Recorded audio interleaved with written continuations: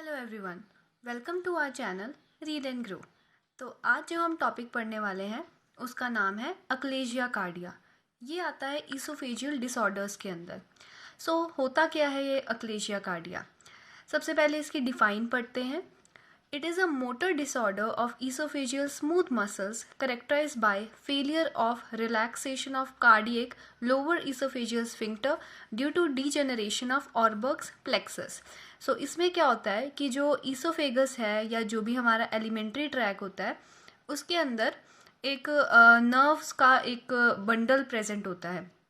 ये नर्व्स जो होती हैं ये उसकी पेरिस्टाल्टिक मूवमेंट को कंट्रोल करती हैं। तो उसमें क्या आता है, ऑर्बक्स प्लेक्सस नाम का एक ये नर्व फाइबर का पूरा एक कवरिंग होती है सारे एलिमेंट्री ट्रैक में। ये कंट्रोल करेगी वहाँ की मूवमेंट को। अब यहाँ पे ये खराब हो जाता है तो लोअर ईसोफेजियल स्फिंक्टर में अगर ये ऑर्बक्स प्लेक्सस खराब हो जाएगा तो वो डायलेट नहीं करता। तो खाना अगर कोई पर्सन खाता है तो वो खाना उसके स्टमक में नहीं जाता, ईसोफेगस में ही इकट्ठा रह जाता है, ईसोफेगस से आगे नहीं बढ़ता। ये उसको कहते हैं achalasia cardia. It is a motor disorder of oesophageal smooth muscles. Smooth muscles में इसमें प्रॉब्लम आ जाती है, उनको सिग्नल नहीं मिलता कि डायलेट होना है, वो वैसे की वैसे ही बंदी रहती हैं, तो इस वजह से खाना आगे नहीं बढ़ता। Characterise by failure of relaxation of the cardiac lower oesophageal sphincter. ये स्फिंक्टर रिलैक्स नहीं होता क्योंकि डिजेनरेशन हो जाता है ऑर्बक्स प्लेक्सस का। नेक्स्ट आता है इसकी इटियोलॉजी।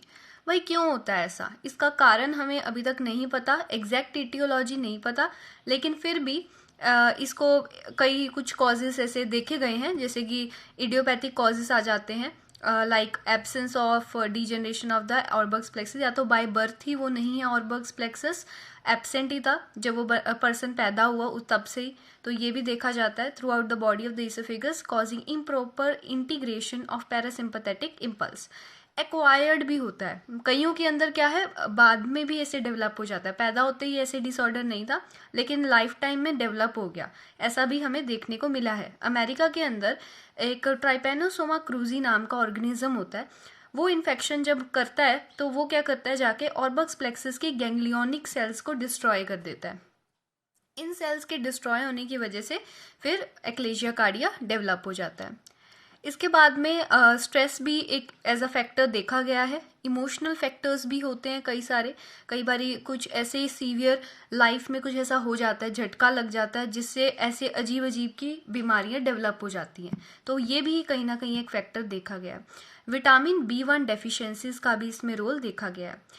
देन हम बात करते हैं इसकी पैथोफिजियोलॉजी की। पैथोफिजियोलॉजी के अंदर क्या आता है, सबसे पहले there is myenteric plexus inflammation और डैमेज। ये ऑर्बक्स प्लेक्सस को ही माइंट्रिक प्लेक्सस कहते हैं। उसके अंदर इन्फ्लामेशन हो जाता है, डैमेज हो जाता है किसी भी तरीके के जो हमने कॉजेस पढ़े उस वजह से। तो क्या होता है कि गैंग्लियोनिक सेल्स खराब हो जाती हैं, loss of the inhibitory ganglionic cells in the myenteric plexus, neurotransmitter inhibition is decrease. तो न्यूरोट्रांसमीटर जो इनिबिशन वाला जो होता है वो डिक्रीज हो जाता है एंड इस वजह से वो रिलैक्स नहीं हो पाता, वो ईसोफेगस का जो लोअर ईसोफेजियल स्फिंक्टर है वो एकदम टाइट ही रहता है। तो एसिटाइल कोलिन और नाइट्रिक ऑक्साइड में इम्बैलेंस होता है और एक्लेजिया कार्डिया डेवलप हो जाता है। नेक्स्ट आता है इसके क्लिनिकल फीचर्स। क्लिनिकल फीचर्स के अंदर क्या होता है, इनएबिलिटी टू स्वेलो यानी कि डिस्फेजिया। ये बहुत हमें इंपॉर्टेंट फैक्टर इसमें मिलेगा कि पर्सन कहेगा मैं खाना खा रहा हूँ वो आगे निगला नहीं जा रहा, ऐसे लग रहा है थ्रोट में ही अटक गया, आगे नहीं जा रहा, पेट में नहीं जा रहा, अटका अटका सा है कि जो भी खाया है गले में ही अटक गया हो। Inability to swallow, dysphagia which may feel like food और drink is stuck in the throat, regurgitating food और सलाइवा। जो भी खाना खाया है थोड़ी देर बाद बाहर निकल आएगा। रिगर्जिटेशन देखने को मिलती है इसमें, जो खाना है वो भी रिगर्जिटेट करता है, इवन उसका सलाइवा है वो भी बाहर आ जाता है। देन हार्ट बर्न, ऑब्वियसली खाना एक ही जगह पे जमा रहेगा तो कुछ देर बाद उसको जलन होने लग जाती है जिसे हार्ट बर्न कहते हैं, जो कि हार्ट डिजीजेस के साथ भी हम एज अ डॉक्टर हम इसे कंफ्यूज हो सकते हैं। नेक्स्ट आता है इसमें बेल्चिंग, ऑब्वियसली उसको सोर इरेक्टेशन होएंगी, खाना अंदर नहीं जा रहा वही है तो उसमें से बेल्चिंग होने लगती है। चेस्ट पेन है that comes and goes, coughing at night, तो चेस्ट में भी पेन मिलता है, रात के टाइम पे पर्सन सोता है तो खाना रिगजिटेट होता है तो उससे उसको कफ होने लगती है। कई बारी निमोनिया भी हो जाता है इसी वजह से, क्योंकि जो फूड है वो निकल के लंग्स तक भी जा सकता है। So there can be aspiration pneumonia. उसके बाद में वॉमिटिंग भी होती है, जो खाना देर तक रहता है तो फिर वो उल्टी होके निकलता है, फिर अंदर नहीं जा रहा तो बाहर मुंह से ही बाहर आ जाता है। सो अब हम बात करते हैं इन्वेस्टिगेशंस की।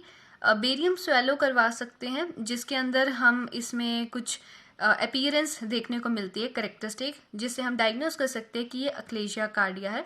बर्ड बीक अपीयरेंस होती है लोअर ईसोफेगस की, ठीक है। डायलेटेशन हो जाता है प्रॉक्सिमल ईसोफेगस का, जो पार्ट लोअर ईसोफेजियस स्फिंक्टर के ऊपर का जो पार्ट है वो थोड़ा डायलेट हो जाता है। वो डायलेट क्यों हो रहा है? क्योंकि वहाँ पे खाना इकट्ठा हो रहा है, इसीलिए वो डायलेट हो जाता है। जो फंडिक गैस बबल है उसका वो हमें नहीं मिलता है इसमें। सिग्मोइड शेप मिलती है ईसोफेगस की, एस शेप्ड इसमें हमें ईसोफेगस देखने को मिलती है। देन एक्सरे की बात करते हैं। एक्सरे भी हम इसमें करवा सकते हैं, जिसमें हमें रेट्रोकार्डियक एयर फ्लूइड लेवल मिलता है from the lateral view. Plain X-ray भी करवा सकते हैं एब्डोमेन का कुछ देखने के लिए। देन इसमें ईसोफेगोस्कोपी हम जब करते हैं तो हमें इसमें एक रोजेट अपीयरेंस मिलती है, यानी कि गुलाब का जो फूल होता है उसके जैसे ईसोफेगस दिखती है अपीयरेंस में।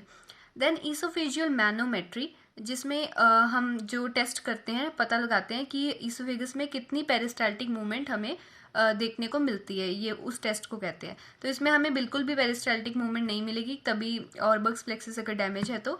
देन अल्ट्रासाउंड भी करवा सकते हैं, कोई ट्यूमर डिटेक्शन भी कर सकते हैं इसके थ्रू, ठीक है। देन नेक्स्ट आता है कॉम्प्लिकेशंस। कॉम्प्लिकेशंस क्या क्या मिलेंगी? जैसे कि सबसे कॉमन कॉम्प्लिकेशन एस्पायरेशन निमोनिया, जब पर्सन सोता है क्योंकि रिगर्जिटेट कर रहा है फूड तो वो आके जो लंग्स के अंदर जा सकता है, जिसकी वजह से एस्पायरेशन निमोनिया हो सकता है।